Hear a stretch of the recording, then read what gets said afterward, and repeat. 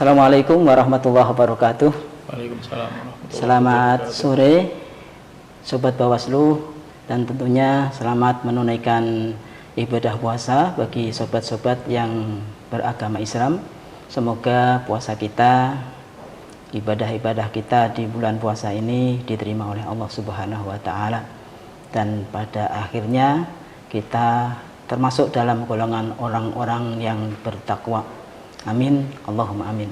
Sobat Bawaslu yang berbahagia dimanapun Anda berada, bertemu lagi dengan kami Bawaslu Kabupaten Demak bersama saya Mudhoaf, yang insya Allah akan menemani panjenengan semua dalam beberapa menit ke depan.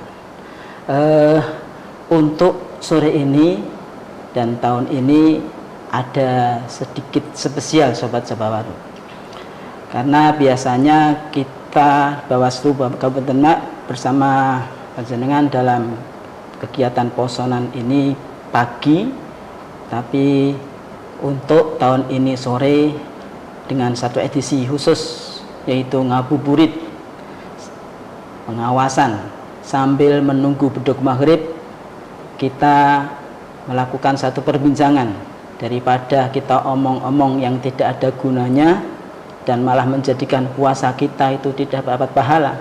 Lah, kita omong-omong yang bermanfaat untuk ke depan demokrasi di Indonesia yang lebih demokratis. Dan pada kesempatan ini Bawaslu Kabupaten Demak langsung menghadirkan Ketua Bawaslu Kabupaten Demak. Beliau Bapak Ulin Nuha, Sarjana Hukum, Magister Hukum.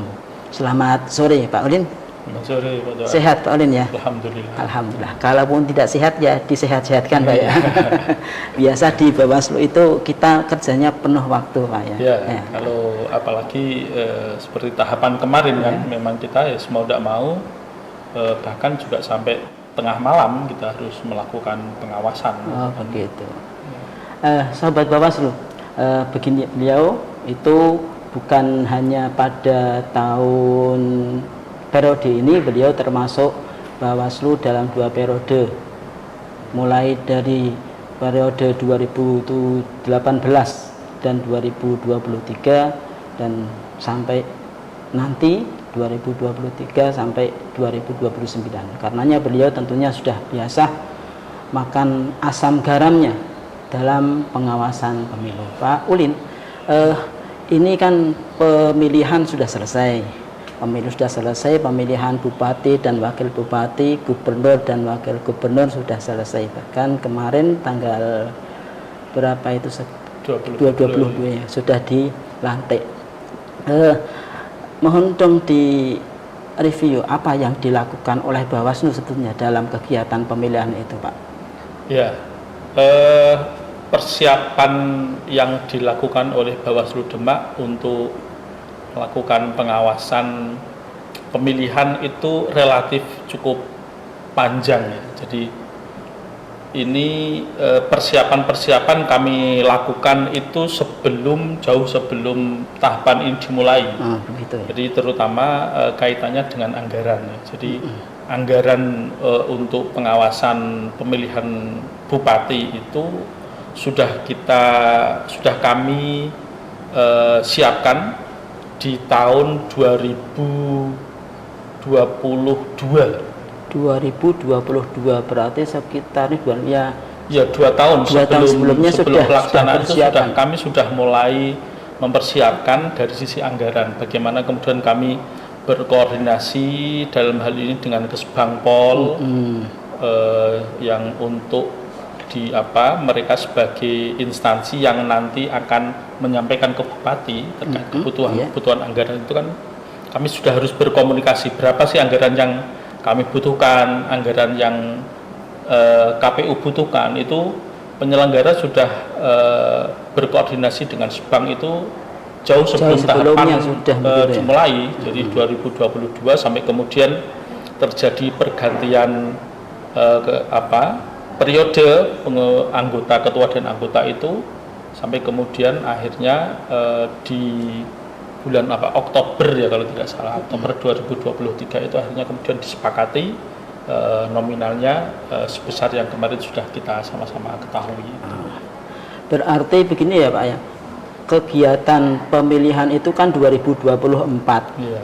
tapi jauh sebelumnya bahwa sudah merencanakan, sudah persiapan. Setelah itu kegiatan apa Pak? Kan masih ada 2002 itu sudah siap Pak ya.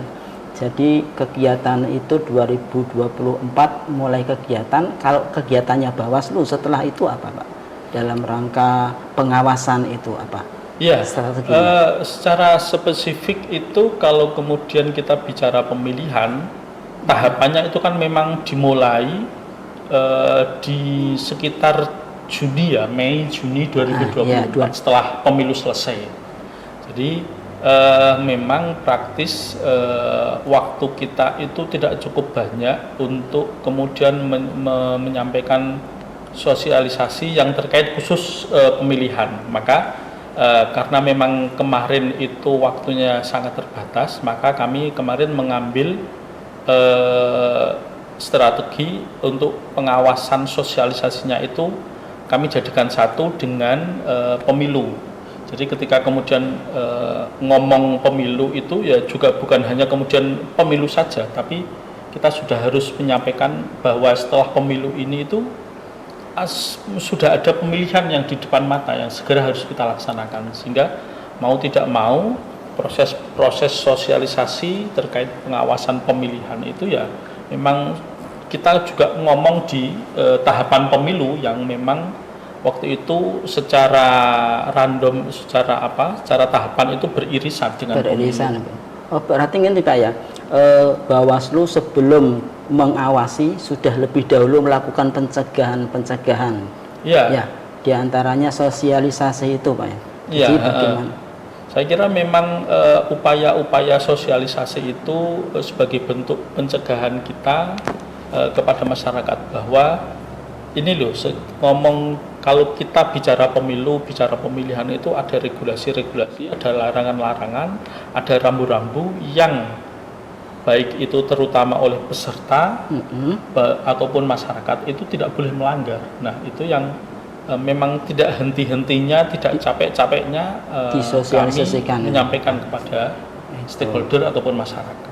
Termasuk itu ya Pak ya, kaitannya dengan pengawasan yang kemarin dilakukan oleh Bawaslu kan tidak ansih yang melakukan Bawaslu ya, bukan hanya tanggung jawab Bawaslu ya. Ya. Termasuk berarti Bawaslu itu kemarin juga memberikan pencerahan kepada masyarakat untuk ikut mengawasi begitu Pak. Ya, kalau bicara pengawasan dari masyarakat, alhamdulillah ya untuk pemilihan ini itu relatif sudah terbangun satu kesadaran bersama gitu bahwa pengawasan itu bukan hanya miliknya Bawaslu. Itu terbukti ya? Dari kemarin itu kan kemudian ada elemen-elemen masyarakat yang menyampaikan kepada kami, kepada Bawaslu terkait dugaan-dugaan pelanggaran. Di antaranya itu kan dari ada pemantau pemilu, ada pemantau LKD itu ya, kemudian juga ada masyarakat yang menyebut sebagai peduli demokrasi, walaupun memang sampai hari ini kami juga tidak pernah mengetahui siapa sih orangnya gitu. Tapi beberapa informasi yang kemudian jadi temuan itu kan awalnya dari informasi masyarakat. Itu berarti masyarakat sudah sadar ya, akan, artinya sebagian itu memang sudah memahami, sudah mengetahui terkait dengan pemilihan ini, cuma memang proses-proses itu masih terus harus kita bangun, kita pupuk supaya kemudian kesadaran masyarakat ini semakin meluas dan kemudian semuanya peduli dengan demokrasi. Ya, itu yang namanya pengawasan partisipatif itu. Ya, itu. Dalam pengembangan pengawasan partisipatif itu yang sudah dilakukan Bawaslu, di samping itu apa saja dia seperti itu? Kalau terkait partisipatif itu kita dari 2019 ya 2021 itu kami sudah banyak melakukan ya terkait upaya-upaya sosialisasi agar kemudian partisipasi masyarakat dalam pengawasan itu semakin banyak. Di antaranya kan kami membangun komunikasi dengan desa-desa, kemudian membentuk desa pengawasan begitu ya? membentuk desa-desa pengawasan. Begitu. Itu sudah ada beberapa desa di seluruh Kabupaten Demak ini yang kemudian istilahnya apa ya, membangun MOU gitu ya. Di Kecamatan Dempet itu sudah ada, Kecamatan Kebun Agung, kemudian Kecamatan Karanganyar, Kecamatan Sayung, Kecamatan Wedung sudah ada. Mungkin yang belum itu memang Mijen, Bonang dulu sudah pernah ada. Beberapa hanya tinggal sedikit. Cuma memang kalau skup kecamatannya ya, cuma memang untuk desa ini masih perlu kita perluas, dan insya Allah setelah tahapan ini selesai nanti semoga saja untuk membangun komunikasi dengan desa-desa untuk membentuk desa-desa pengawasan itu semakin banyak dan semakin meluas, sehingga kemudian masyarakat semakin memahami pengawasan partisipatif ini. Selesai kegiatan pemilihan ini, Bawaslu kerja lagi untuk pemilihan ke depan. Tidak ada istilahnya kemudian istirahat setelah pemilihan, itu tidak ada, karena memang setelah tahapan selesai bukan berarti kemudian Bawaslu kerjanya apa? Ya kerjanya ya salah satunya itu memberikan sosialisasi, kemudian membentuk desa-desa pengawasan, atau kemudian juga desa anti politik uang, juga membangun komunikasi terhadap ormas-ormas. Itu juga upaya yang sudah kita lakukan. Kemarin kita juga sudah menjalin MOU, menandatangani MOU dengan beberapa ormas, diantaranya kan ada NU beserta Banomnya, kemudian juga ada Muhammadiyah juga, dengan beberapa perguruan tinggi yang ada di Kabupaten Demak. Itu juga sudah kami lakukan. Kemudian kemarin kami juga sempat MOU dengan kampus yang ada di Kabupaten Kalau di sekolah-sekolah sudah ada? Di sekolah beberapa ada. Ya. Kemarin salah satu anggota kami juga menyampaikan di Mijen dan juga di Sayung juga sempat ada. Kami menyampaikan sosialisasi kepada anak-anak SMA ya. Mereka pemilih pemula ya. Yang kita pilih karena mereka itu harapannya kan akan jadi pemilih pemula, atau di pemilihan kemarin sudah jadi pemilih pemula. Nah itu yang kemudian kita sasar. Nah mungkin tahun-tahun ini nanti ya kita masih sama polanya. Kira-kira nanti tahun 2029 yang mereka berpotensi akan menjadi pemilih pemula, kembali akan kita lakukan sosialisasi, berikan sosialisasi supaya kemudian mereka bisa memahami hak-hak mereka terkait demokrasi ini.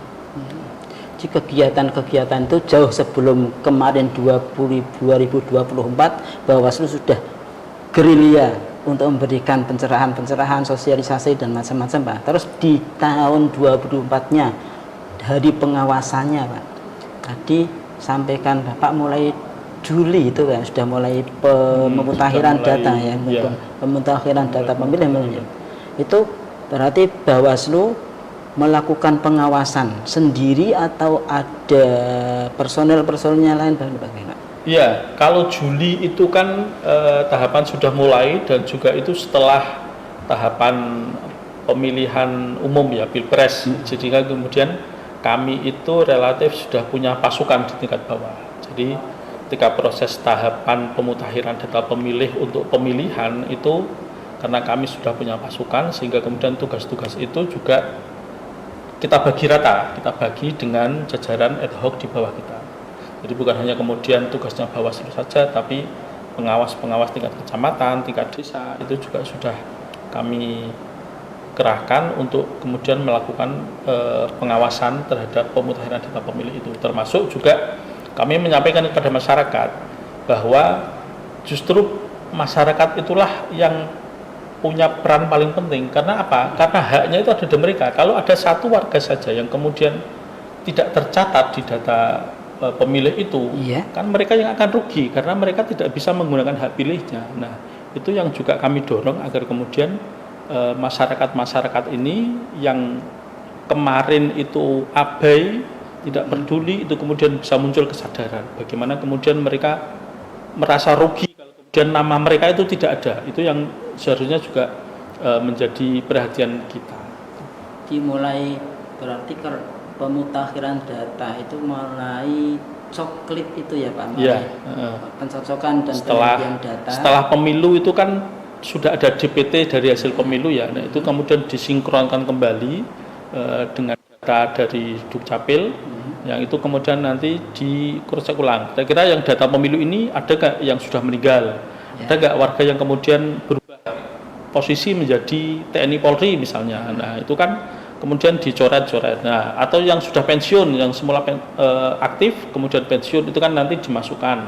Kemudian penambahan yang usia 17 tahun. Yang melakukan itu bukan Bawaslu tapi ya? Bukan, yang melakukan itu kan dari teman-teman jajarannya KPU. Nah, kami Bawaslu dan jajaran itu kemudian memastikan bahwa tahapan itu sudah dilakukan, sehingga kemudian Bawaslu tentu melakukan pengawasan terhadap proses kegiatan itu, coklit itu.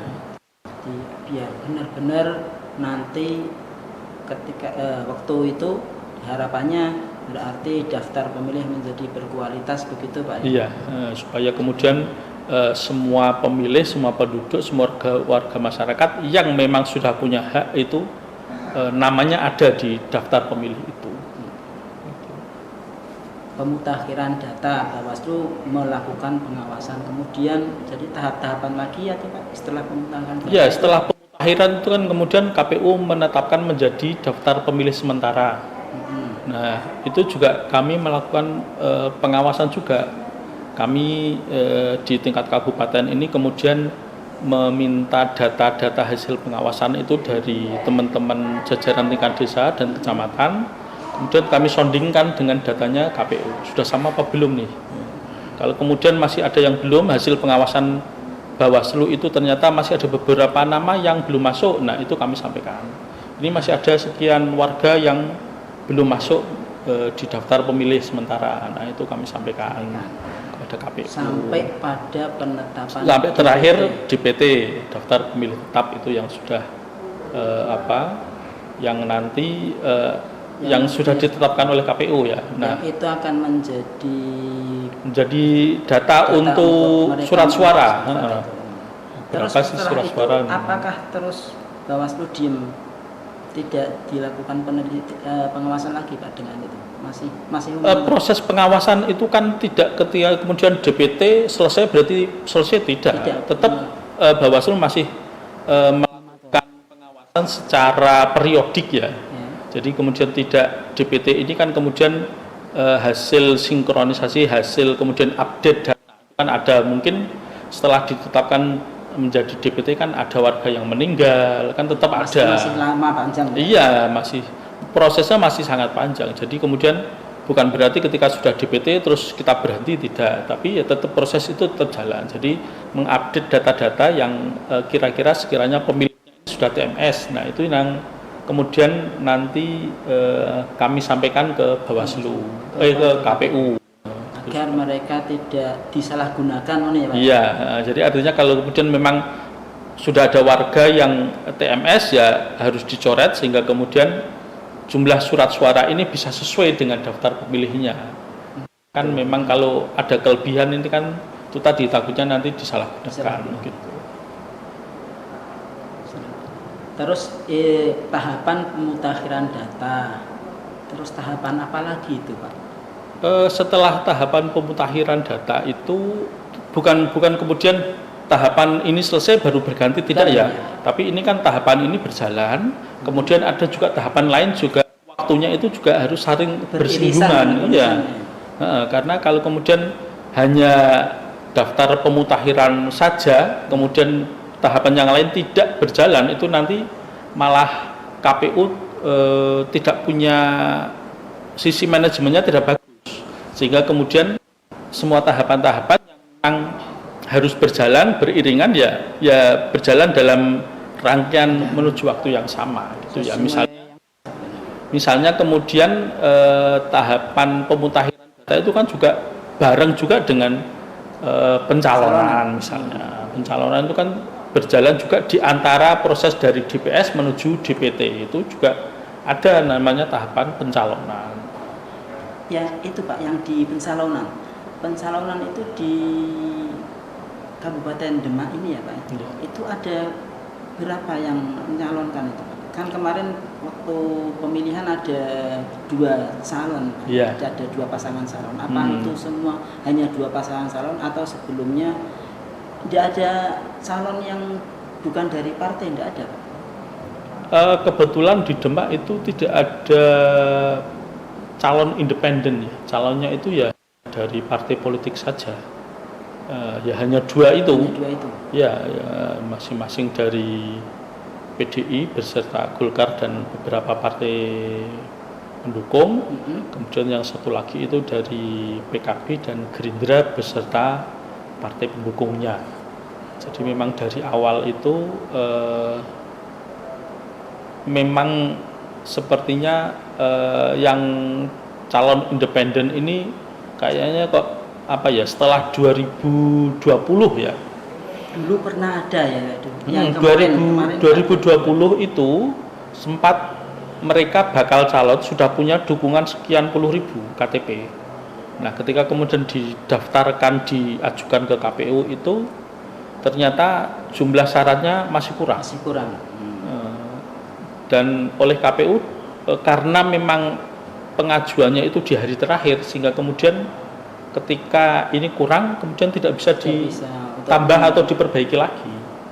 Itu yang kemudian mungkin mereka apa ya, masih trauma atau bagaimana, sehingga kemudian itu 2020 Pak. Iya, 2020 itu. Ada, berarti ada yang berusaha untuk mengikuti. Ada, 2020 itu ada, dari calon perseorangan itu ada. Kalau Cuma 2024 itu benar tidak ada yang. Kalau 2024 tidak ada. Tidak ada.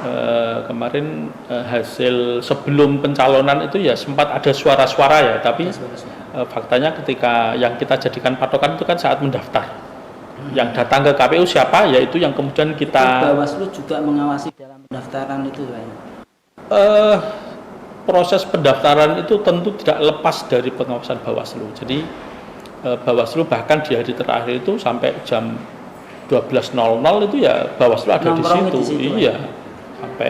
Sampai ngantuk-ngantuk itu ya tetap ada di situ, karena memang itu bagian dari tugas dan tanggung jawab kita. Soalnya memang di hari pertama, di hari kedua itu karena memang sesuai regulasi itu hanya sampai jam 4 sore. Nah, itu ya kita di situ sampai jam 4 sore. Begitu kemudian di hari pertama itu ada pendaftar jam 4 sore, dan kemudian juga tidak ada informasi bahwa calon hari ini akan mendaftar. Itu ya jam 4 sore sudah kita balik ke kantor.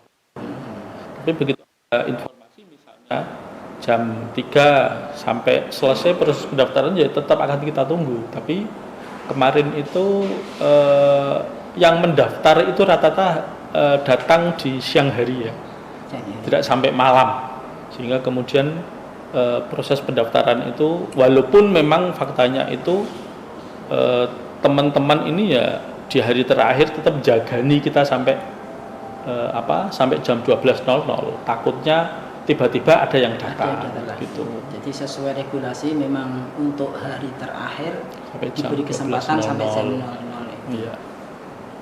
Penyelenggara baik KPU maupun Bawaslu ya harus standby di KPU. Apalagi KPU ya yang menjadi tempat untuk daftar, Bawaslu saja ada di sana gitu kan untuk melakukan pengawasan itu. Proses kaitannya dengan pencalonan berarti setelah pendaftaran itu selesai, hari terakhir Bawaslu juga masih melakukan pengawasan lagi kaitannya bagaimana administrasi mereka pendaftaran itu sah atau tidak, itu juga tidak lepas dari Bawaslu. Ya, untuk proses administrasi terkait kelengkapan berkas dan syarat itu memang tentu difokus juga dari pengawasan Bawaslu ya. Cuma memang melibatkan Panwascam tidak Pak? Kalau untuk calon itu tidak ya. Jadi hanya memang relatif 2 pasang calon itu kemudian bisa dihandle sama Bawaslu, sehingga kemudian kami tidak menginstruksikan untuk Panwascam membantu melakukan pengawasan. Cuma memang ketika proses pendaftaran itu kami mengundang beberapa Panwascam untuk hadir di KPU ya, setidaknya untuk kemudian nanti melakukan pengawasan terkait netralitas. Mungkin ada kepala desa atau ASN yang dari wilayah mereka masing-masing, kemudian mereka tahu, mereka kenal, sehingga kemudian bisa melakukan upaya-upaya pencegahan. Tetapi ketika sudah masuk ke ranah administrasi terkait dengan regulasi ijazah dan kelengkapan syarat calon, maka itu menjadi ranah Bawaslu saja. Yang mungkin perlu kami sampaikan itu terkait dengan Silon ya, aplikasi Silon itu ya. Jadi persyaratan calon ini kan oleh KPU punya kebijakan harus diupload ya. Jadi berkas calon itu semuanya harus diupload. Jadi tidak ada lagi berkas hard copy yang kemudian dibawa, itu kan sudah tidak ada. Begitu. Iya. Jadi ketika mereka daftar itu sudah tidak bawa lagi berkas yang fotokopian, itu sudah tidak ada. Pengawasan Bawaslu. Nah, yang agak sulit kan itu kan. Jadi pengawasan Bawaslu itu karena KPU sudah mengharuskan mengupload di aplikasi yang dipunyai oleh KPU, sehingga kemudian Bawaslu kan mau tidak mau ini tidak bisa melihat berkasnya, wong berkasnya sudah tidak ada. Akhirnya kan kalau mau melihat kan berarti harus masuk ke aplikasi Silon itu. Sementara Silon itu ya punyanya KPU. Jadi Bawaslu bagaimana? Akhirnya kan oleh KPU RI, Badan Bawaslu RI itu kemudian diberi kebijakan Bawaslu hanya sebagai viewer. Nah, viewer maksudnya viewer apa? Ini ya hanya sebagai pengunjung saja, hanya untuk bisa melihat tok gitu kan. Tidak bisa kemudian dia membuka sendiri sewaktu-waktu, itu kan juga kesulitan karena waktunya itu dibatasi. Ada limitasi waktu oleh KPU. Nah, ini yang kemudian dari sisi pengawasan itu tentu tidak maksimal, karena kadang kita lihat itu downloadannya pun kemarin kan juga sempat trouble gitu ya. Ketika kemudian kita melihat, kemudian kita download kan nggak bisa. Nah, itu yang kemudian juga menyulitkan. Nah, ini mungkin ke depan memang perlu perbaikan regulasi ya terkait dengan persyaratan ini, supaya kemudian kami sebagai Bawaslu itu ketika melakukan pengawasan terkait syarat calon itu juga bisa punya datanya sendiri, bisa mengakses.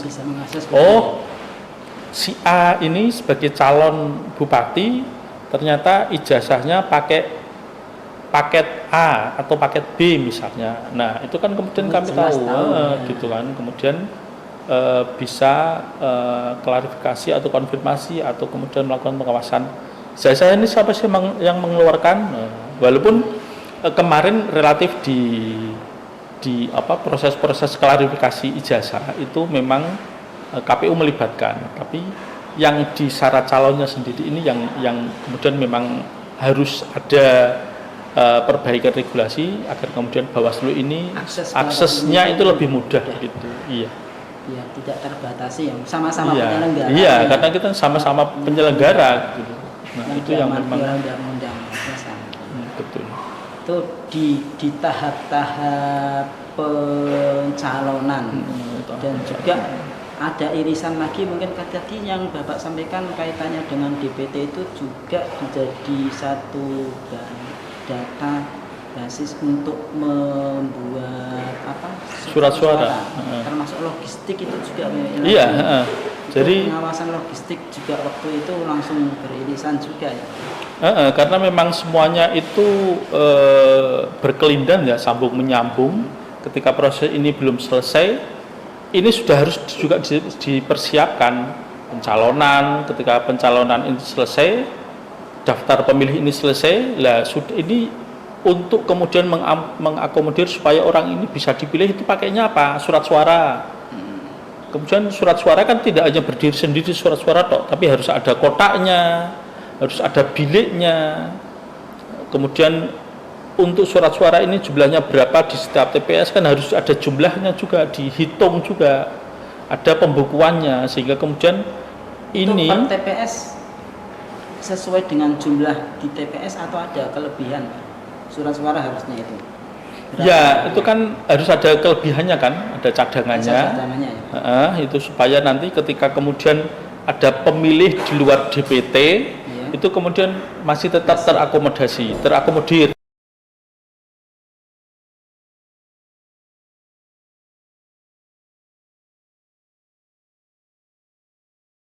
Pemilihnya berapa, kemudian cadangannya berapa persen, berapa dari sekitar 2% itu yang kemudian nanti harus dicadangkan. Nah, sehingga kemudian misalnya ada 1.000 cadangannya berapa, itu kan harus dihitung semua supaya kemudian nanti ketahuan, oh dengan jumlah pemilih 1.000 cadangannya sekian, pemilihnya ternyata yang datang hanya 900, berarti harus masih ada sisa 100 misalnya, itu kan nanti harus tepat jumlah, iya, tepat sebagaimana itu waktunya dibuat, itu juga bagian dari pengawasan juga, Mas. betul.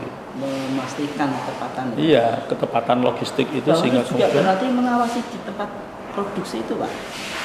iya, untuk surat suara kemarin itu di Bogor kalau tidak salah ya, di Bogor atau di mana surat suaranya itu percetakannya itu, sehingga kemudian bersama KPU Bawaslu kemudian ke sana untuk melakukan pengawasan terkait dengan logistik itu tadi. Apakah ketika dicetak itu sudah sesuai dengan gambar yang diajukan oleh calon atau kemudian ada perbedaan, itu kan untuk memastikan itu. Termasuk bukan hanya surat suara, kemarin logistik yang lain itu juga kami melakukan pengawasan untuk memastikan bahwa memang jumlahnya itu dicetak sesuai kebutuhan, jadi kemudian tidak berlebihan, tidak lebih tidak kurang, supaya kemudian pertanggungjawabannya akuntabel. Gitu ya.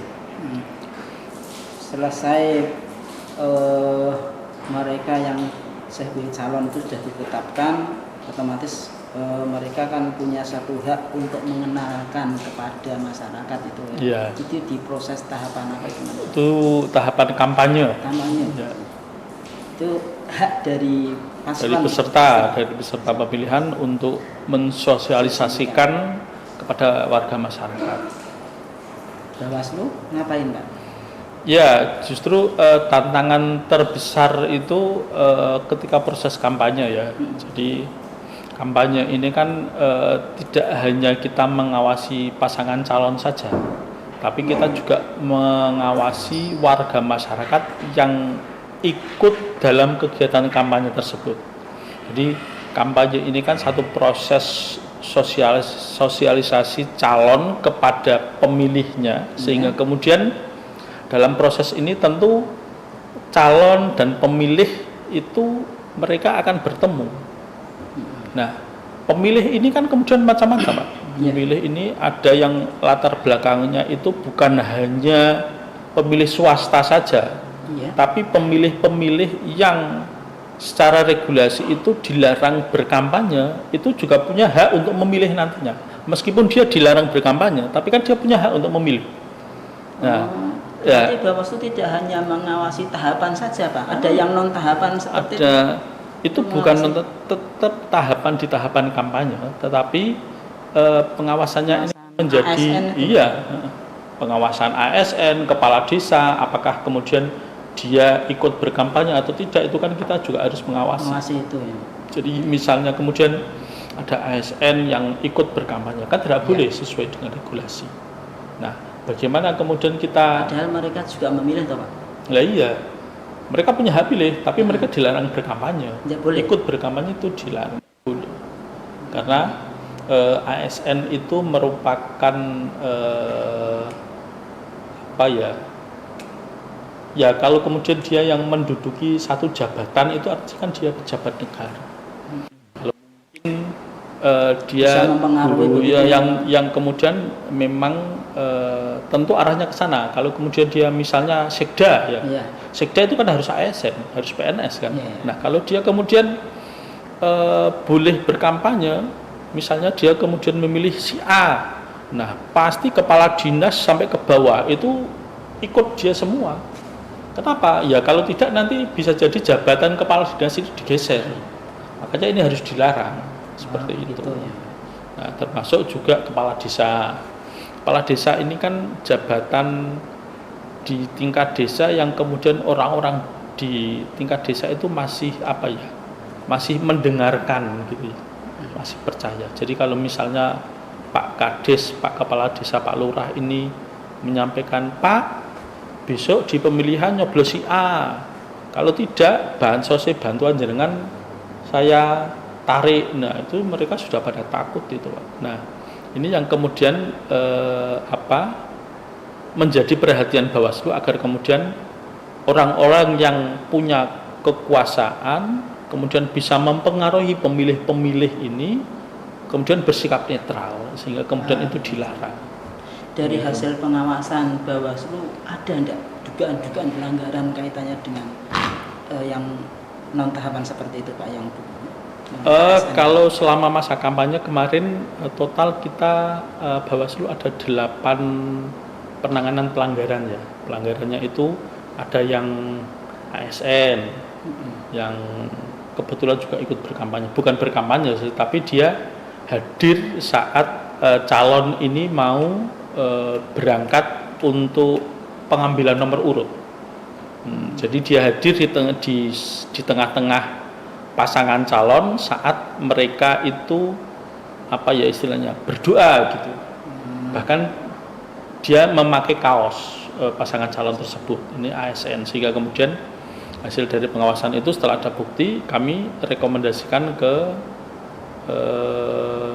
komisi ASN ya, atau sekarang itu sudah menjadi BKN dan kemarin sudah turun suratnya sudah ke Sekda dan sudah ditindaklanjuti oleh Sekda. Di masa kampanye itu juga kami ada kepala desa di Kecamatan Karangawen ya. Itu ada ya juga yang kemudian kami lakukan penanganan pelanggaran. Kami sudah rekomendasikan ke Sekda, ke Bupati terkait dengan netralitas itu dan sudah juga dilakukan penanganan pelanggaran. Selain itu juga ada penanganan pelanggaran yang lain yang itu dilakukan oleh pasangan calon. Dugaan-dugaan baik itu pidana ataupun administrasi yang sudah kami proses dan sudah kami tangani dan sudah kita hasilnya sudah ada. Itu merupakan satu hasil dari kerja Bawaslu. Iya, itu selama masa kampanye kemarin. Yang kemarin itu ya. Iya. Kampanye. Hanya berarti itu yang kalau yang money politik ada enggak Pak? Money politik kemarin itu ada warga yang sempat melaporkan ya. Kami sudah proses, sudah kami lakukan kajian dan ada beberapa hal yang harus dilengkapi. Tetapi setelah kami tunggu 3 hari itu pelapor ini tidak muncul, tidak melengkapi kekurangan-kekurangan yang kami minta sehingga kemudian laporan itu daluarsa, tidak bisa kami tidak lanjuti. Bawaslu itu kalau melakukan satu penindakan seperti itu apa kerja sendiri Pak? Apa dengan siapa? Kaitannya dengan penindakan itu? Kalau penanganan pelanggaran itu kan ada 4 ya. Jadi pelanggaran itu sesuai dengan regulasi pemilihan itu ada 4 jenisnya. Yang pertama itu adalah kode etik.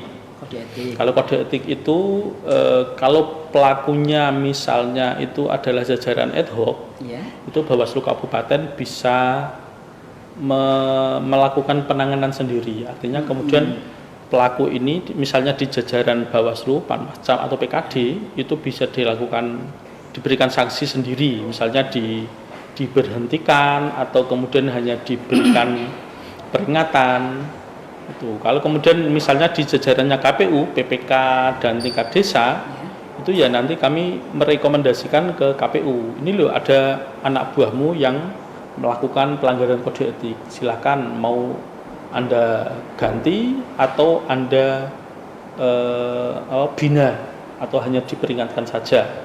Tapi kalau kemudian kode etiknya itu sudah di tingkat kabupaten sampai ke atas, yaitu kewenangannya ada di DKPP.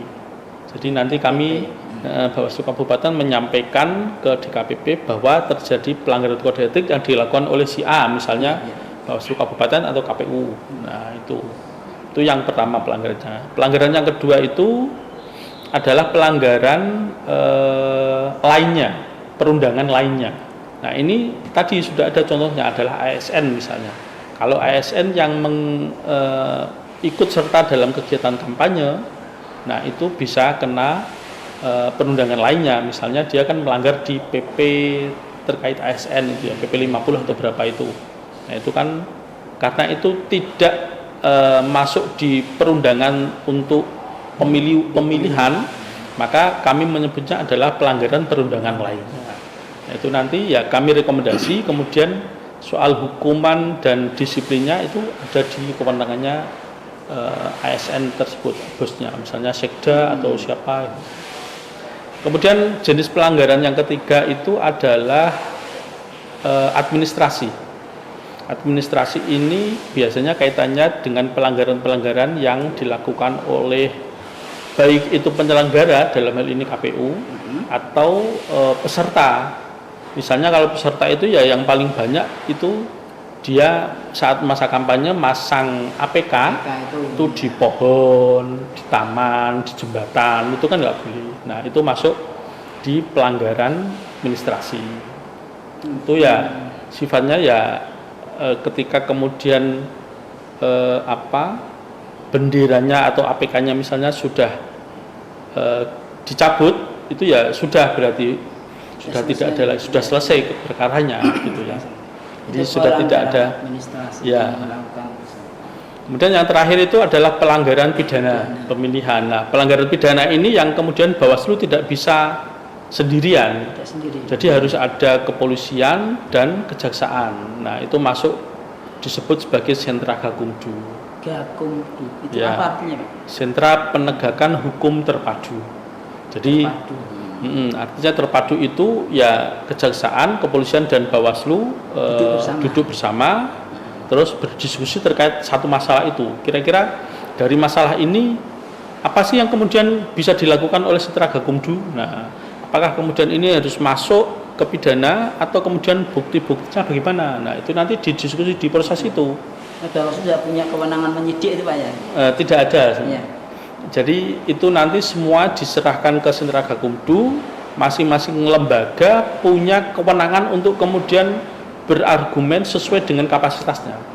Misalnya dalam ini kepolisian menyatakan buktinya kurang, ini harus kita cari lagi buktinya ya. Nanti Bawaslu beserta kepolisian dan kejaksaan ya berupaya bagaimana kemudian melengkapi bukti yang menurut kepolisian kurang itu tadi.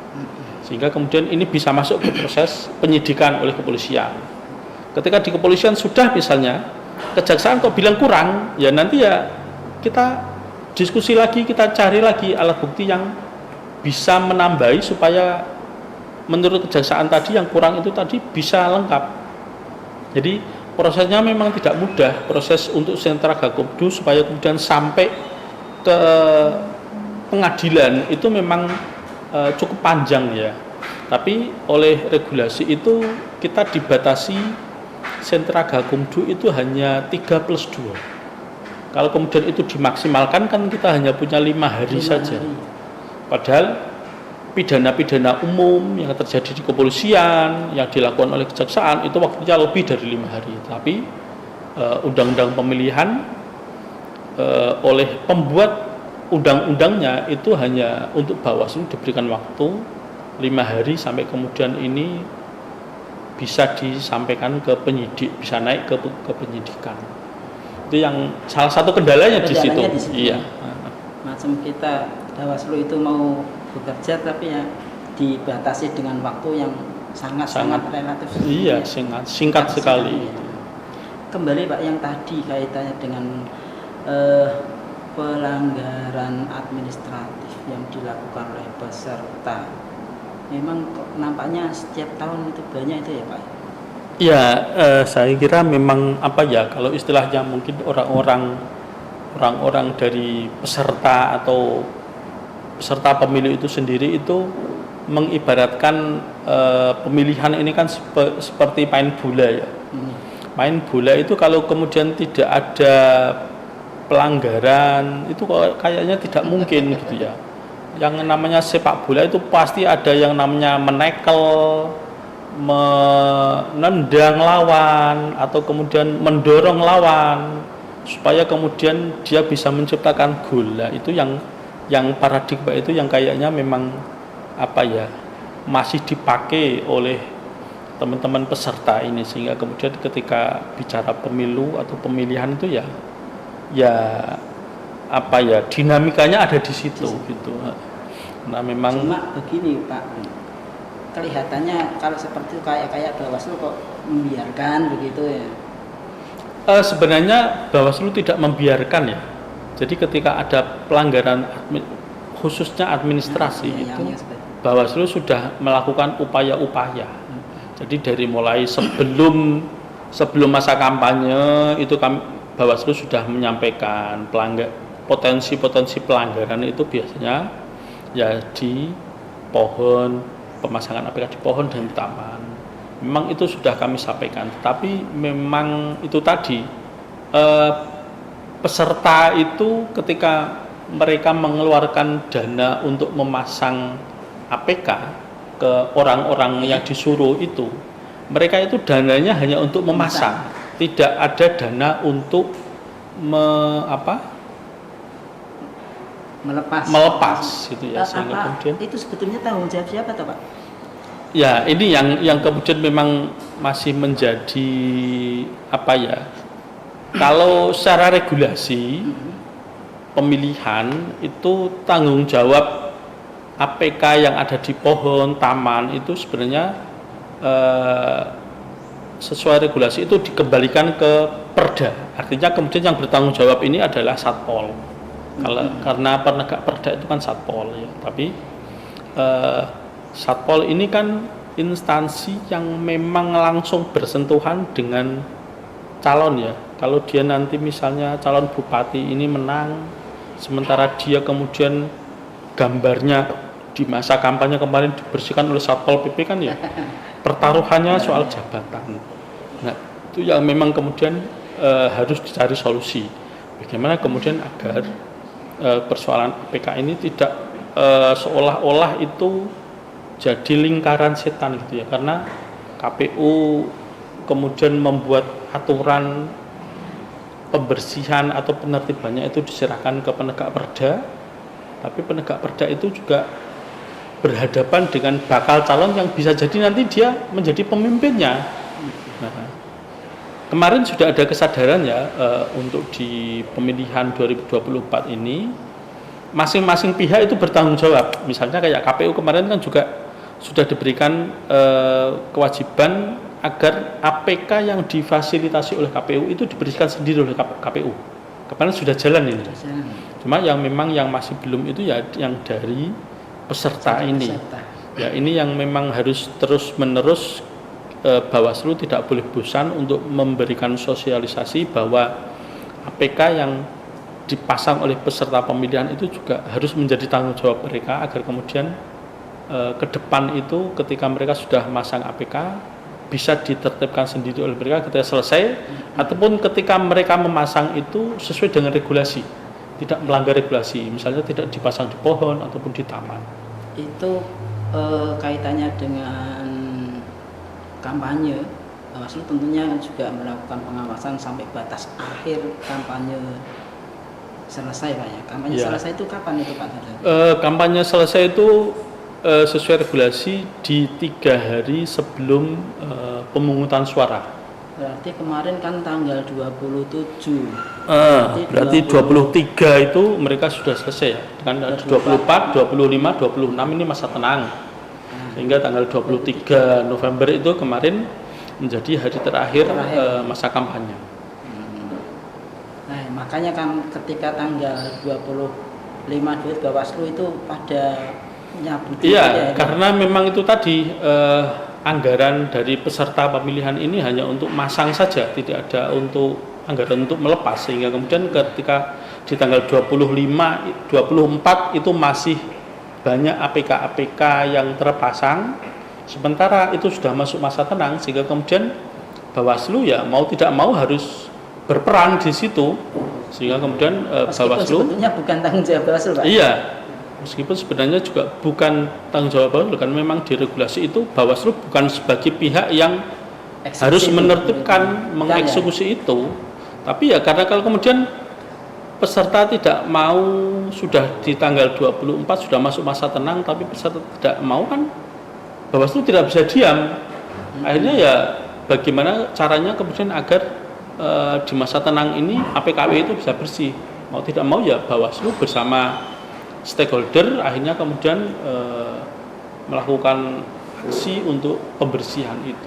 Begini Pak, kayak dalam pengawasan kampanye, waktu-waktu itu kan juga mungkin ada satu materi-materi yang harusnya itu tidak disampaikan. Apakah ada satu temuan dari Bawaslu kaitannya dengan materi-materi yang katakanlah itu negatif, berbau sara gitu. Ya, yang isu-isu negatif itu ada nggak? Untuk pemilihan kemarin itu kalau di dunia nyata ya, itu relatif hampir tidak ada ya. Mungkin ada 1-2 tapi tidak terlalu berefek. Tapi kalau di dunia medsos, dunia maya itu kemarin itu memang banyak gitu ya. Ya, yang menjadi tantangan itu memang hari-hari ini itu di medsosnya. Di masyarakat itu sebenarnya tingkat persinggungan antar pendukung itu tidak terlalu mengkhawatirkan ya. Karena mungkin sebagian besar itu sudah bisa dewasa atau bagaimana ya. Tapi ketika bicara di medsos itu cukup mengkhawatirkan. Kemarin bahkan sampai hari tenang itu perbedaan kampanye, baik kampanye hitam atau kampanye negatif atau kemudian diskusi panas yang mengarah ke mendukung itu masih banyak terjadi. Itu juga bagian dari yang diawasi Bawaslu juga. Iya, sebenarnya kami juga pinginnya itu tidak hanya kemudian mengawasi tapi diam saja tidak bisa melakukan apa-apa. Karena medsos itu kan juga salah satu kendala di kita ya. Bawaslu tidak bisa kemudian menonaktifkan akun yang membuat istilahnya kerusuhan di medsos itu kan tidak bisa. Iya, tidak bisa men-take down. Yang punya kewenangan itu kan Menkominfo. Itu pun juga mungkin masih harus berkoordinasi dengan pemilik medsosnya. Itu berarti perlu ada satu formula baru kaitannya dengan pengawasan cyber itu ya Pak? Saya sepakat itu ya, memang harus ada formula baru terkait cyber ini. Cuma memang problemnya kan karena ini sifatnya sudah nasional sehingga kemudian ya ini memang harus Bawaslu RI bukan kita selaku Bawaslu Kabupaten itu. Jadi saya kira memang ini perlu menjadi perhatian dari Bawaslu Republik Indonesia untuk lebih ke depan itu potensi semacam ini harus kemudian dipetakan agar kemudian untuk pemilu ataupun pemilihan berikutnya itu bisa diantisipasi. Begitu. Pak, terima kasih. Selesai itu terus kita juga yang ending dari pengawasan Bawaslu, pengawasan apa itu Pak yang lebih krusial? Terakhir setelah kampanye itu kan ada pengawasan pemungutan suara ya, itu puncaknya itu Pak ya? Tetapi ya belum selesai itu karena setelah pemungutan suara itu kan ada proses rekapitulasi. Nah, proses rekapitulasi ini kan berjenjang dari mulai TPS, kemudian tingkat kecamatan sampai tingkat kabupaten. Kalau kita ngomong bicara bupati ya, tapi kalau gubernur ya masih ada rekapitulasi tingkat provinsi ya. Jadi itu yang kemudian tahapan di akhir-akhir, meskipun juga setelah itu masih ada KPU menunggu. Setelah proses rekapitulasi tingkat kabupaten itu kan kemudian setelah selesai kan KPU menunggu, tidak bisa langsung diputuskan oh ini hasilnya, karena siapa tahu nanti pasangan yang kalah gugat kan gitu. Karena di proses kita dalam melakukan pemilihan ini kan ada mekanisme untuk menolak atau tidak menerima hasil rekapitulasi yang dilakukan oleh KPU.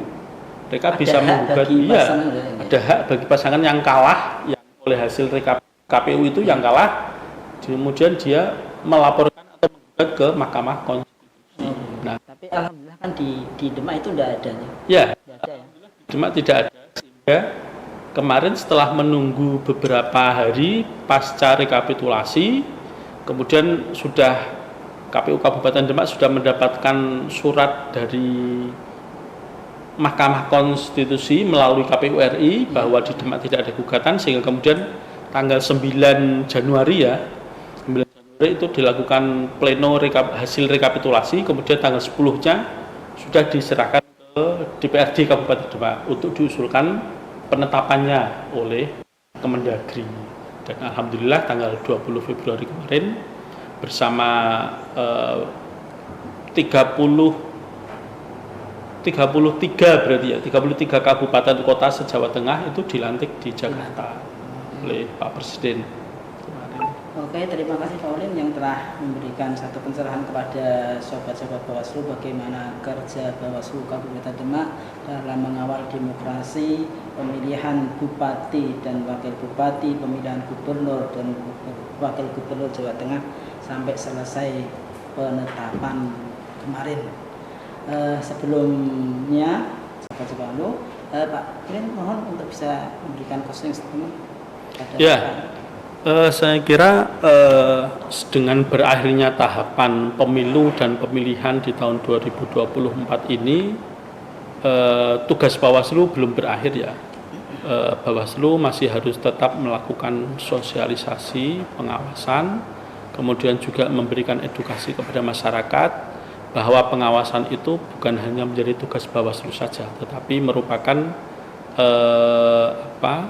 tugas-tugas yang juga dipunyai oleh masyarakat, supaya kemudian proses-proses pengawasan ini bisa berjalan dengan baik. Karena kalau kemudian proses pengawasan ini hanya dibebankan kepada Bawaslu, sementara personilnya itu juga sangat terbatas, tentu pengawasan-pengawasan yang dilakukan oleh Bawaslu tidak akan maksimal. Maka menuju pemilu di 2029 ini tentu Bawaslu akan tetap melakukan sosialisasi kepada warga masyarakat, juga kemudian membentuk desa-desa pengawasan, kemudian juga menjalin koordinasi dan komunikasi dengan stakeholder lainnya agar kemudian persiapan pengawasan menuju tahun 2029 itu semakin maksimal.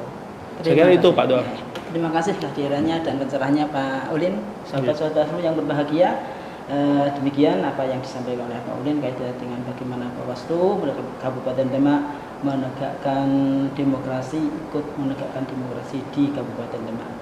Saya maaf undur diri dan bersama rakyat awasi pemilu bersama Bawaslu tegakkan keadilan pemilu. Assalamualaikum warahmatullahi wabarakatuh. Waalaikumsalam warahmatullahi wabarakatuh.